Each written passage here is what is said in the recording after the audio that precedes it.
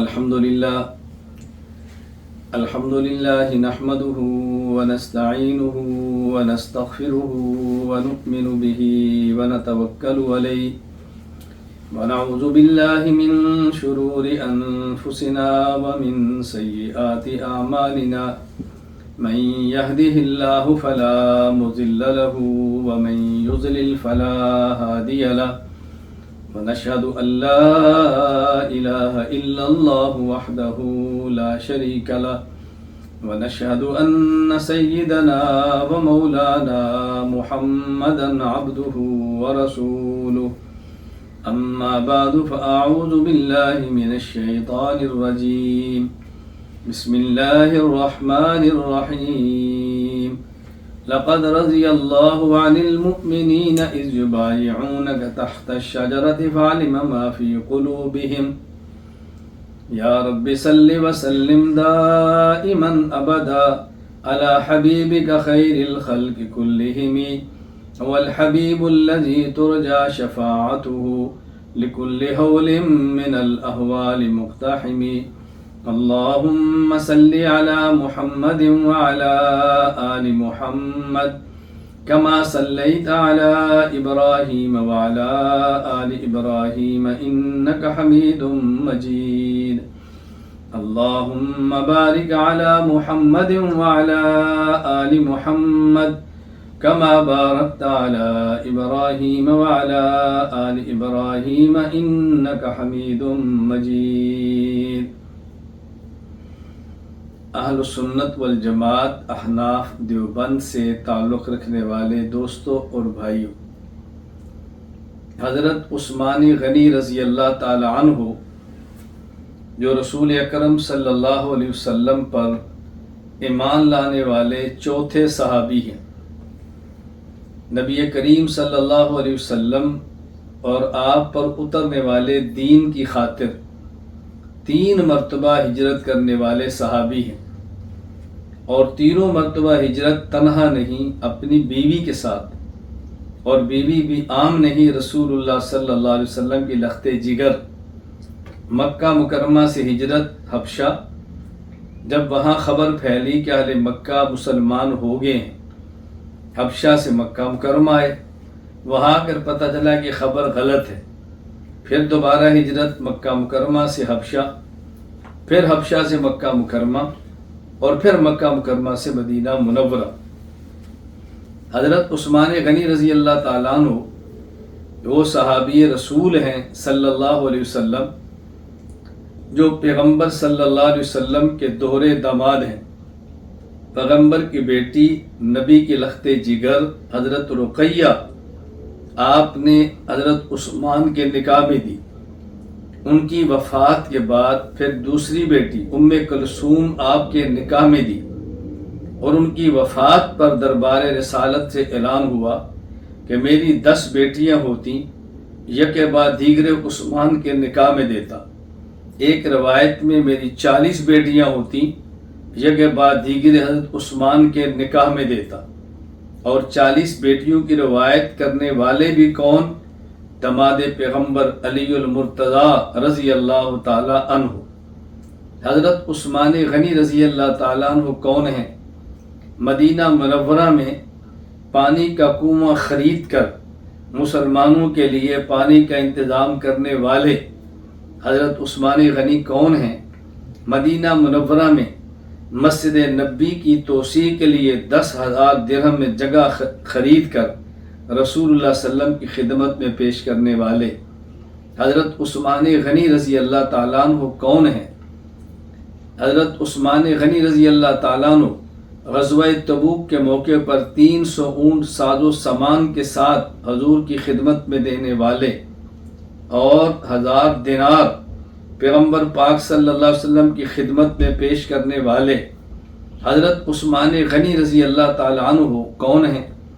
جو پیغمبر پاک صلی اللہ علیہ وسلم پہ فدا ہیں، نبی کی غلامی کا حق ادا کرنے والے ہیں، اپنے جان و مال کو پیغمبر پہ نثار کرنے والے ہیں، اپنا سب کچھ حضور کی خدمت میں پیش کرنے والے ہیں۔ رسول اللہ صلی اللہ علیہ وسلم پر وحی اترتی ہے تو عثمان غنی پیغمبر پاک صلی اللہ علیہ وسلم کے فرمان پر وحی کو لکھنے والے ہیں۔ رسول اللہ صلی اللہ علیہ وسلم کے دنیا سے تشریف لے جانے کے بعد مصحف عثمانی تیار کر کے پورے عالم میں پھیلانے والے ہیں۔ حضرت عثمان غنی رضی اللہ تعالی عنہ کتنے عظیم المرتبت صحابی ہیں۔ میں بہت زیادہ فضائل کی خدمت میں پیش اس لیے نہیں کر رہا کہ آپ کے علم میں ہے۔ گزشتہ کل ہمارا 3 دن کا اس عنوان پہ سبق ہوا ہے، اور میں نے حضرت عثمان غنی رضی اللہ تعالیٰ عنہ کی حیات مبارکہ اور خدمات مبارکہ اور آپ کی ذات مبارکہ پر ہونے والے اعتراضات کے جوابات اعتدال اور دلائل کے ساتھ 6 گھنٹے مسلسل گفتگو کر کے پیش کیے ہیں۔ میں نے تفصیل کے ساتھ اس پہ گفتگو کی ہے۔ آج کی ہماری یہ مجلس میرے بیان کے لیے نہیں ہے، بلکہ ان طلباء کرام کے لیے ہے جو اطراف عالم سے مرکز سے وابستہ ہو کے عالم بن رہے ہیں الحمدللہ۔ اور مجھ سے قبل طلباء کرام نے دنیا کے مختلف ممالک سے اس پروگرام میں شریک ہو گئے، حضرت عثمان غنی رضی اللہ تعالیٰ عنہ کے ساتھ اپنی محبت کا اظہار فرمایا ہے۔ اللہ تعالیٰ آپ کا شریک ہونا قبول فرمائے۔ اللہ دنیا میں اور آخرت میں ہمیں اپنے نیک بندوں کے ساتھ شریک رکھے۔ حضرت عثمان غنی رضی اللہ تعالیٰ عنہ رسول اللہ صلی اللہ علیہ وسلم کے بعد حضرت ابوبکر صدیق کے جانشین، حضرت فاروق اعظم کے جانشین عثمان غنی رضی اللہ تعالیٰ عنہ ہیں۔ اپنی ذاتی رائے سے نہیں ہیں، صحابہ کرام کے مشورے سے ہیں۔ حضرت عثمان غنی رضی اللہ تعالیٰ عنہ پیغمبر کے ساتھ وفا کرنے والے اور نبوت کے ساتھ وفا میں اپنی جان کا نذرانہ پیش کرنے والے، پیغمبر پاک کے مبارک شہر کو محفوظ رکھنے والے، مہاجرین اور انصار مدینہ کے لیے سہولتیں پیدا کرنے والے، رسول اکرم صلی اللہ علیہ وسلم کی دی ہوئی شریعت کو خلافت کے ذریعے آدھی دنیا پہ نافذ کرنے والے، حضرت عثمان غنی رضی اللہ تعالیٰ عنہ کے دور میں جو فتوحات ہوئی ہیں اس کی مثال پیش کرنا مشکل ہے۔ حضرت عثمان غنی رضی اللہ تعالیٰ عنہ ہمارا ایمان ہے، ہمارے ایمان کے جزو لا ینفک ہے۔ جزو لا ینفک کا معنی کہ ہمارے ایمان کا وہ جز ہے جس سے ہم دستبردار نہیں ہو سکتے۔ صحابہ کرام رضی اللہ عنہم مجمعین ہمارا ایمان ہے، صحابہ کو ماننا ہمارا ایمان ہے، صحابہ کا تذکرہ کرنا ہمارا ایمان ہے، صحابہ کی ذات پہ ہونے والے اعتراضات کا اعتدال اور دلائل کے ساتھ جواب دینا یہ ہمارا دینی فریضہ ہے، اور ہم یہ دینی فریضہ سمجھ کر انشاءاللہ ادا کرتے رہیں گے۔ حضرت عثمان غنی رضی اللہ تعالی عنہ کی ذات مبارکہ پر اگر کوئی کیچڑ اچھالنے کی کوشش کرے تو ایسے ہی ہے جیسے آسمان پر کوئی تھوکنے کی کوشش کرے۔ حضرت عثمان غنی رضی اللہ تعالی عنہ پر کہ ذات گرامی کے بارے میں کوئی بغض اور کینہ رکھنے والا ایسے ہی ہے وہ پیغمبر پاک صلی اللہ علیہ وسلم سے بغض اور کینہ رکھے۔ اس کی وجہ میں خود نہیں کہہ رہا، ہمارے پیغمبر پاک نے خود فرمایا۔ نمبر 1 عموماً صحابہ کرام کے لیے فرمایا اللہ فی اصحابی لا تتخذوهم غرضا من بعدی فمن احبهم فبحبی احبهم ومن ابغضهم فببغضی ابغضهم۔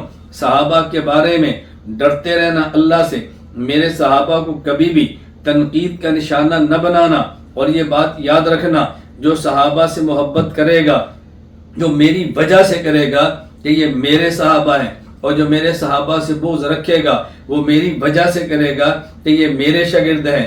اللہ کے نبی نے بتا دیا صحابہ سے محبت حضور کی وجہ سے ہے صلی اللہ علیہ وسلم، صحابہ سے بغض رسول اکرم صلی اللہ علیہ وسلم کی وجہ سے۔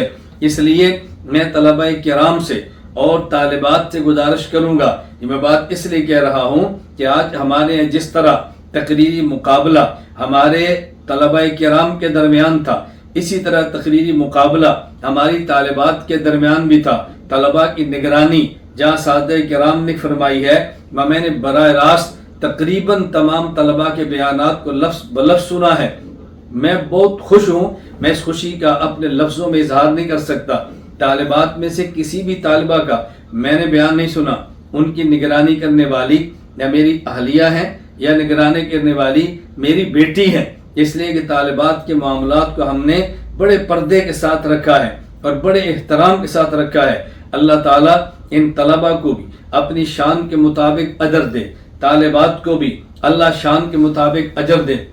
جو طلبہ اور طالبات مرکز سے وابستہ ہیں وہ بخوبی جانتے ہیں میں طلبہ کو اپنی اولاد بیٹے سمجھتا ہوں، طالبات کو اپنی اولاد اپنی بیٹیاں سمجھتا ہوں، اور باپ کے ذمے ہے بیٹے اور بیٹیوں کی نگرانی کرے، بیٹوں اور بیٹیوں کی اخلاقی تربیت کرے، اپنی اولاد کے عقیدوں کو درست کرے، اپنی اولاد کے اعمال کو درست کرے، اپنی اولاد کے اخلاق کی نگرانی کرے۔ میں آج کی مجلس میں یہ بات کہنا چاہوں گا تمام طلبہ اور طالبات، حضرت عثمان غنی رضی اللہ تعالی عنہ کا صرف کردار بیان کرنا کافی نہیں ہے بلکہ کردار اپنانا ضروری ہے۔ عثمان غنی شرم و حیا کے پیکر ہیں تو ہمارے اندر شرم و حیا ہونی چاہیے۔ حضرت عثمان غنی اگر باحیا ہیں ہمیں باحیا ہونا چاہیے۔ عثمان غنی اگر سخی ہیں ہمیں سخی ہونا چاہیے۔ حضرت عثمان غنی اگر وہ پیغمبر پاک صلی اللہ علیہ وسلم پر فدا ہیں تو ہمیں پیغمبر کے ورثہ علماء پہ فدا ہونا چاہیے۔ اگر عثمان غنی رضی اللہ تعالیٰ عنہ شہادت کی دعا بھی مانگتے ہیں، اللہ کے راستے میں خود کو پیش بھی کرتے ہیں، ہمیں بھی شہادت مانگنی چاہیے اور اللہ کے راستے میں شہید ہونے کے لیے تیار رہنا چاہیے۔ اس لیے میں طلبہ و طالبات سے کہوں گا گزشتہ گناہوں کی توبہ کرنا ضروری ہے، آئندہ گناہ کا عزم نہ کرنا ضروری ہے، اپنے اندر شرم و حیا، سخاوت، شجاعت کو پیدا کرنا ضروری ہے، اثار کا مادہ پیدا کرنا ضروری ہے۔ صرف علم پڑھنے کا نام نہیں ہے، علم سننے کا نام نہیں ہے، اصل تو علم اس علم کا نام ہے کہ جو انسان کی زندگی بدل دے، مخلوق سے توڑ کے خالق سے جوڑ دے۔ مخلوق سے توڑنے کا معنی یہ نہیں ہے کہ حقوق ادا نہ کرے، شوہر ہے بیوی کا حق ادا کرے، بیوی ہے شوہر کا حق ادا کرے، باپ ہے اولاد کا حق ادا کرے، اولاد ہے تو باپ کا حق ادا کرے۔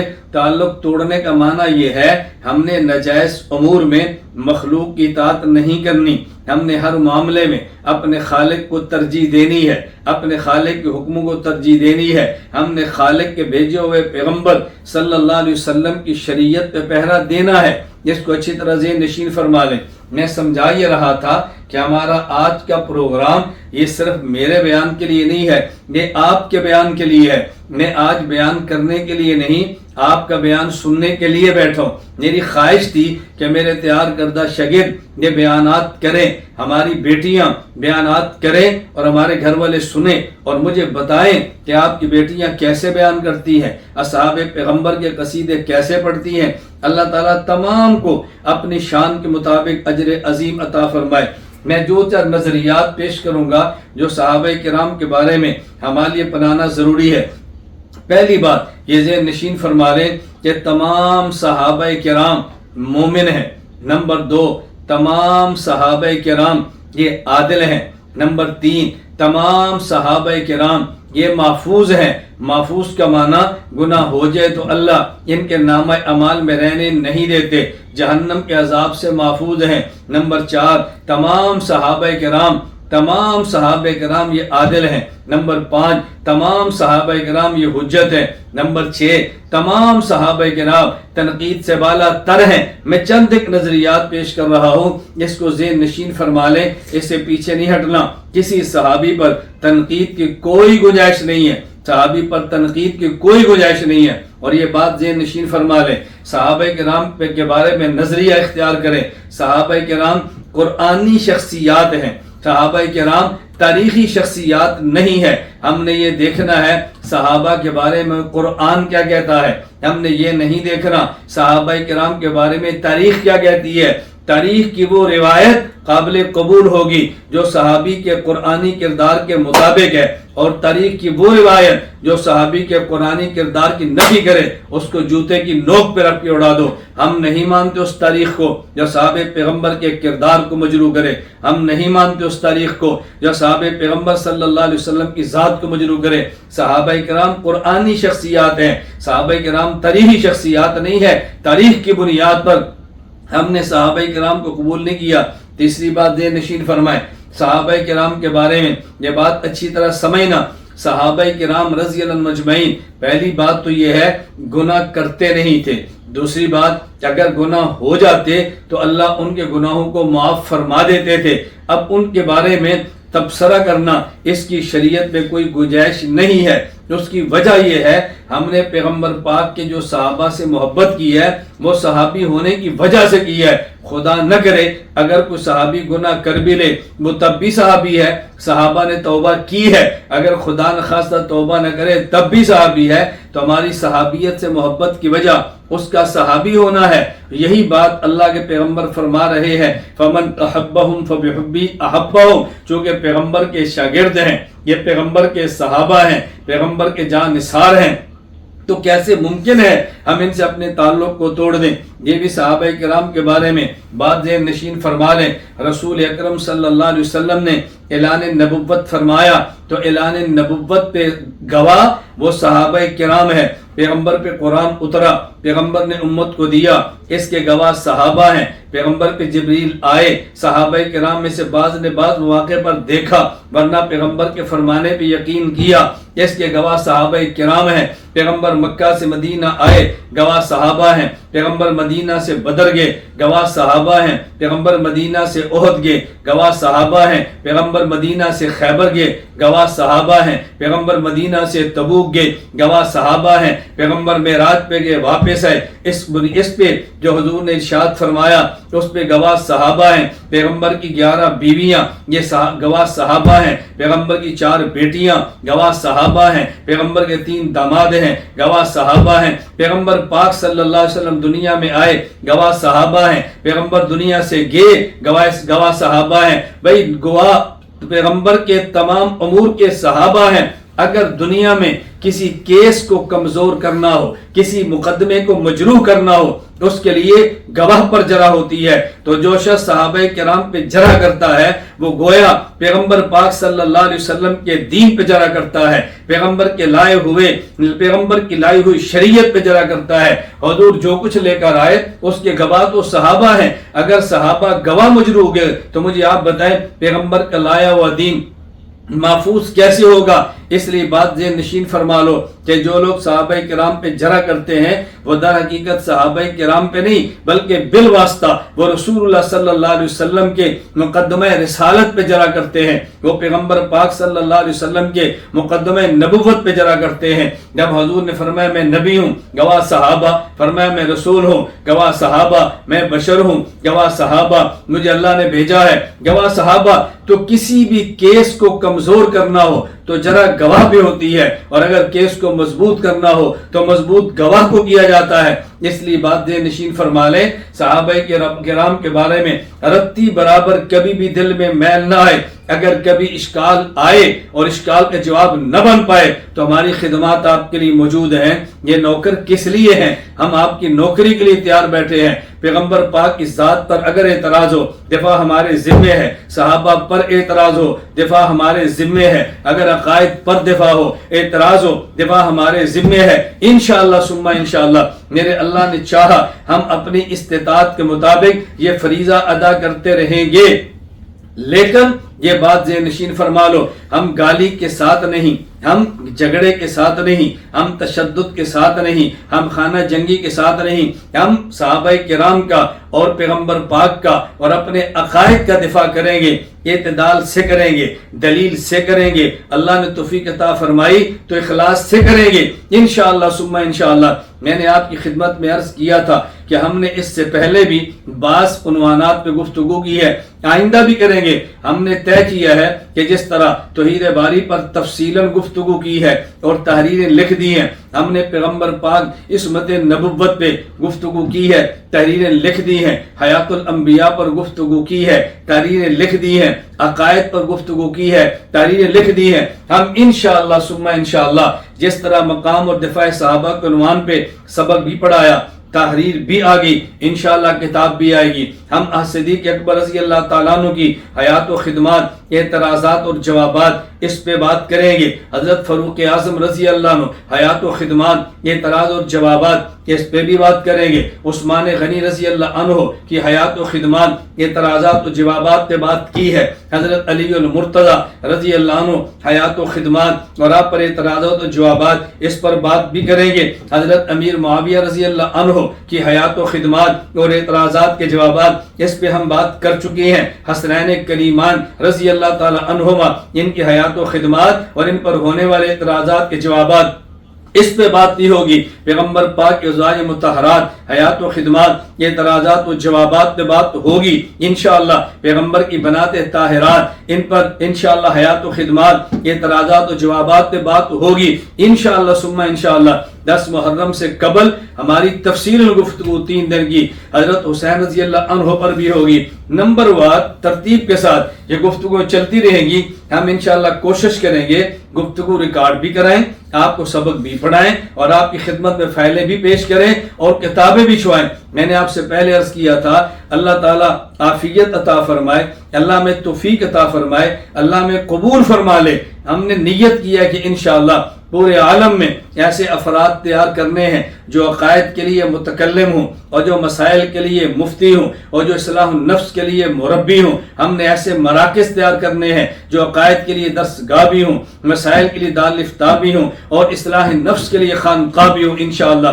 مجھے امید ہے آپ تمام طلبہ سے, مجھے امید ہے آپ تمام طالبات سے کہ آپ اس طرح ہمارے ساتھ کھڑے ہوگے جس طرح اولاد باپ کے ساتھ ہے, جس طرح بیٹا باپ کے ساتھ ہے, جس طرح بیٹی اپنے والد کے ساتھ ہے. آپ ساتھ رہو گے تو انشاءاللہ ہمارے لیے کام کرنا آسان ہوگا. میں اس کے لیے آپ طلبہ اور طالبات سے گزارش کرتا ہوں آپ دعا بھی کریں, آپ دوا بھی کریں اور خود کو اس کے لیے تیار کریں. میں نے آپ سے وعدہ کیا تھا, آپ کو یاد ہوگا میں نے وعدہ کیا تھا اور میں نے کہا تھا آپ خدشات کو جھٹک دیں, اپنے دماغ کو لائن پہ لگا لیں, آپ میرے ساتھ لگے رہیں 4 سال تک اس کورس میں انشاءاللہ ثم انشاءاللہ. میرے اللہ نے توفیق عطا فرمائی ہم آپ کو بولنے والی زبان دیں گے, اللہ نے توفیق عطا فرمائی ہم آپ کو لکھنے والا قلم دیں گے, اللہ نے توفیق عطا فرمائی ہم آپ کو شجاعت اور غیرت دیں گے, اللہ نے توفیق عطا فرمائی تو گناہوں سے بچ بچ کے چلنا سکھائیں گے. میرے اللہ نے توفیق عطا فرمائی تو ہم انشاءاللہ ظلم سہ کر ظلم نہ کرنا آپ کو سکھائیں گے.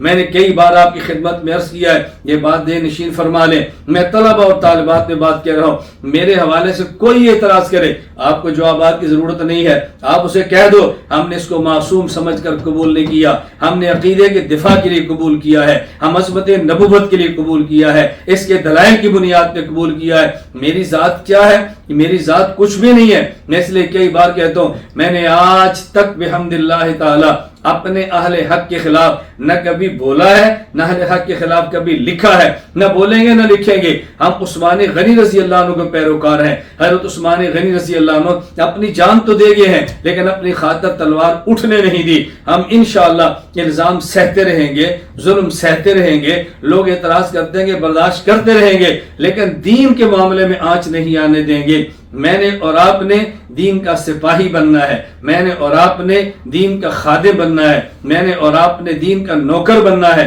اور ہم نے انشاءاللہ ثم انشاءاللہ پوری زندگی اس کام پہ لگا دینی ہے کہ اگر میرا اللہ ہماری جان, ہمارے مال, ہماری عزت, ہماری اولاد, ہمارا گھر سب کچھ اپنے دین کے لیے قبول فرما لے تو اللہ کی قسم یہ میرے اللہ کا احسان ہوگا.